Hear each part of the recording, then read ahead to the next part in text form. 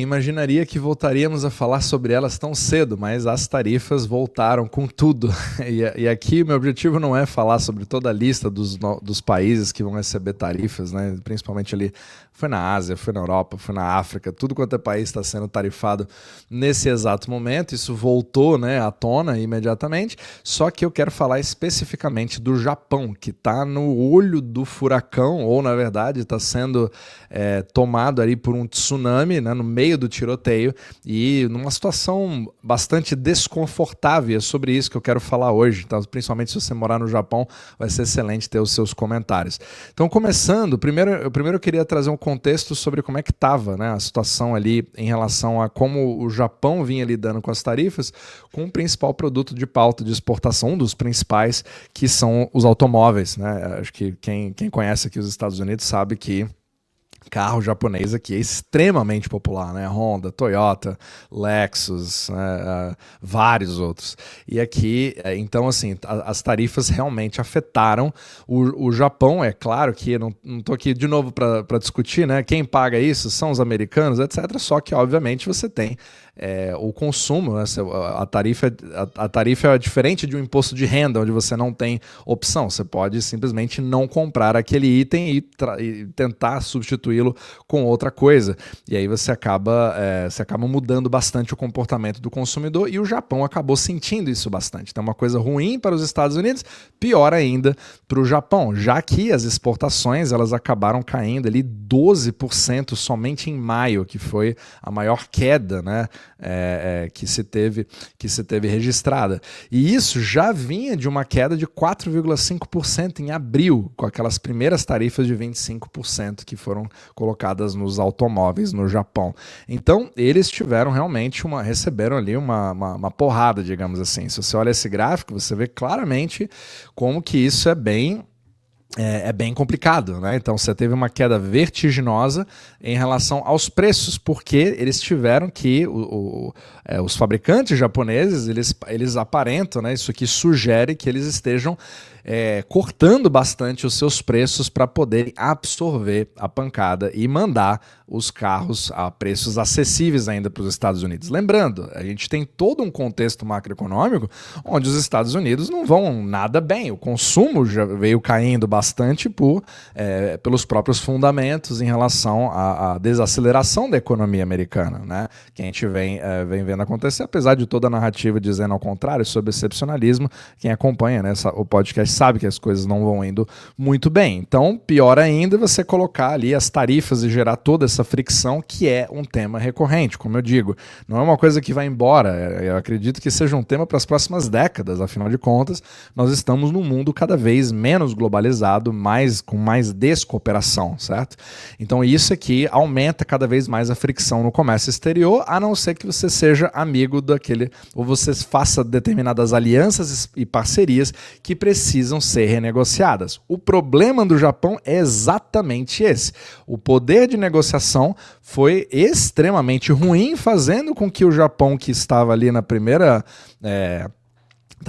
fila, né, um dos principais ali que deveriam ter os primeiros acordos de tarifas com o Trump, acabou sendo passado por último, justamente pela equipe ali que está do outro lado da mesa de negociação, que está tendo algo bastante desastroso. Inclusive, teve o Weston Nakamura, né, que é um dos analistas do Japão que eu sigo bastante, falou como, né, como que o primeiro-ministro do Japão, né, Shigeru Ishiba, ele acabou selecionando uma equipe bastante fraca, ou nem se comunicando com a equipe que fazia as coisas funcionarem antes. Enfim, eu não estou aqui para fazer uma análise política do Japão, inclusive pode ter ali comentários dos dois lados. Eu estou até curioso para saber o que vocês acham sobre isso, para quem mora no Japão, coloca aqui nos comentários, mas realmente foi está sendo bastante desastroso, pelo menos nesse exato momento, o que resultou numa carta que o Trump enviou para alguns países, mas também para o Japão, que eu quero ler. Mas antes de mais nada, cara, 2025 realmente fica aquela questão, né? que eu faço para investir? Porque cada hora vem uma tarifa, cada hora vem o Trump com alguma coisa, ou o Japão com problemas, ou o que vai acontecer a partir de agora. Se você quiser fazer uma revisão dos seus investimentos, você pode usar os links da descrição abaixo, mas eu quero te convidar principalmente para a gente entender essa dinâmica para o meu Masterclass, que vai acontecer agora no dia 10 de julho, às 8 horas, horário de Brasília. Vai ser poucos dias, tem as últimas horas aí, os últimos dias para poder se registrar e participar. É um evento totalmente gratuito, vai ser um prazer ter você por lá. E claro, também, como sempre, o meu Substack, onde eu tenho aqui, eu junto todos os vídeos que eu faço gratuitamente, inclusive sem nenhum tipo de anúncio ali do YouTube, como também vários artigos exclusivos e vídeos também que eu faço para membros semanalmente, para você poder acompanhar também, ok? Então todos os links estão aqui na descrição abaixo. Então vamos lá, voltando. Só antes de mais nada, só colocar aqui a situação atual relembrar aqui um pouquinho do iene. Fazia um tempo que eu não seguia, ele veio bastante de lado, né, nos últimos meses, então nada muito específico, parece que teve uma certa manutenção de controle, não teve nenhum carry trade que estourou de nenhum lado, só que você tá vendo agora, voltando a querer subir um pouquinho mais ali, voltando ali para aquele 150 por dólar, nesse exato momento. Deve ter tido um pouquinho de movimentação por conta dessa questão das tarifas, um pouco de mau humor nos mercados nesse exato momento, mas vamos ver se isso cria, de fato, alguma tendência um pouco maior. E também os JGBs, né, de 10 anos, as dívidas aqui dos bonds do Japão, continuam naquela fase de subida. E vale sempre lembrar, né, eu falo bastante nesse podcast em relação a como que o Japão está tentando salvar essa dívida para fazer os juros não irem muito para cima. Eles sempre fizeram um controle de curva de juros, só que agora está cada vez mais complicado fazer isso, porque ele já detém mais da metade de todos os bonds que existem. Então, se ele continuar fazendo isso, ele vai começar a tirar a liquidez de um mercado que não vai ter mais o price discovery, né? Você não consegue mais definir ali um preço saudável para esse mercado, que pode criar uma série de problemas em cascata para o resto do mundo. Mas, por enquanto, as coisas vêm se sustentando. Só que agora, vamos vir para a parte aqui que eu achei super interessante, né? A carta que o Trump mandou para o Japão, para poder convencê-lo de tentar fazer alguma coisa, né? Então falou assim, estou mandando essa carta para demonstrar a força e o comprometimento do nosso relacionamento e o fato de que os Estados Unidos da América sempre quis trabalhar com o Japão, né?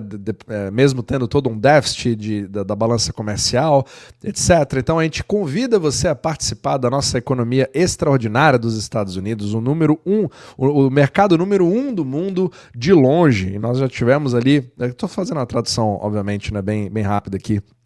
Nós tivemos anos para discutir o nosso relacionamento comercial com o Japão e concluímos que agora a gente precisa sair disso no longo prazo, e a gente precisa, né, de novas regras ali, e infelizmente não foi recíproco. Então, começando agora no dia 1º de agosto de 2025, nós vamos colocar uma tarifa de 25% somente em todos os bens japoneses enviados aos Estados Unidos, separado de todas aquelas tarifas setoriais. Então, por favor, entenda que esse número, na verdade, é bem menor do que o que é necessário para eliminar qualquer tipo de desse descompasso que nós temos entre os dois países, etc. E aí, como você sabe, não teremos tarifas se o Japão ou as empresas dentro do seu país decidirem criar ali fábricas dentro dos Estados Unidos, e nós vamos fazer todo o possível para poder fazer a aprovação o mais rapidamente possível, da forma mais profissional, rotineira, ou seja, em outras palavras, em questão de semanas. Então, se por alguma razão, essa parte eu acho que é muito importante a gente falar, que eu vou fazer um capítulo só sobre esse assunto, se por alguma razão você decidir subir as suas tarifas, e aí independente do número, né, que você for escolher fazer essas tarifas, esse número vai ser adicionado em cima dos 25%. E também entendo que isso aqui é necessário para corrigir os vários anos, né, que foram injustiçados, etc. E aqui, uma parte bem interessante que eu vi, não sei se estava nesse aqui, falando, porque eu não sei se teve uma outra parte falando aqui de que caso Sim, ó. Essas tarifas elas podem ser modificadas para cima ou para baixo, dependendo do nosso relacionamento com o seu país. E você não vai ficar desapontado com os Estados Unidos da América. Inclusive, ameaçando, olha, caso você use outros países para fazer o que a gente chama de transshipment, ou seja, pegar ali a mercadoria ao invés de mandar diretamente para os Estados Unidos, tentar mandar para um país terceiro, para esse país exportar para os Estados Unidos, aí você vai ter sanções ou tarifas serão feitas imediatamente em cima. Então, assim, esse é o tipo de padrão de carta que ele está mandando para vários lugares, mas o Japão, sendo nos parceiros mais próximos, vem justamente ali, se coloca numa situação bastante sensível. Vai ser interessante ver como que o Shigeru Ishiba vai reagir a isso, né? Se a equipe vai fazer alguma coisa para poder mudar, mas, por outro lado, uns já dizem que a data já foi mudada de novo, né? Que acho que ia acontecer agora no dia 9 de julho e já está sendo estendido novamente para o dia 1º de agosto. Ou seja, tem toda uma novela acontecendo e não acredito, pessoalmente não acredito que essas tarifas vão embora tão cedo, apesar delas serem usadas ali como negociação o tempo inteiro, e a gente vai ter que ir seguindo as coisas porque isso movimenta os mercados, movimenta a liquidez, movimenta o que vai acontecer ali no mercado japonês, por exemplo, que pode afetar o brasileiro, pode afetar o câmbio. Então tudo isso vai ser interessante para a gente ver a cena dos próximos capítulos e como que isso vai afetar a economia mundial, mas principalmente a liquidez que entra nos mercados, levando em consideração que os japoneses são os que mais detêm bonds nos Estados Unidos e que estão no mercado hoje, né, como SP500. Então tudo isso cria um equilíbrio bastante sensível. Então vamos ver de fato como que as coisas vão se desenvolvendo, mas com certeza é mais um capítulo super interessante dessa saga, dessa novela ali quase que mexicana que o Japão vem fazendo nos últimos tempos.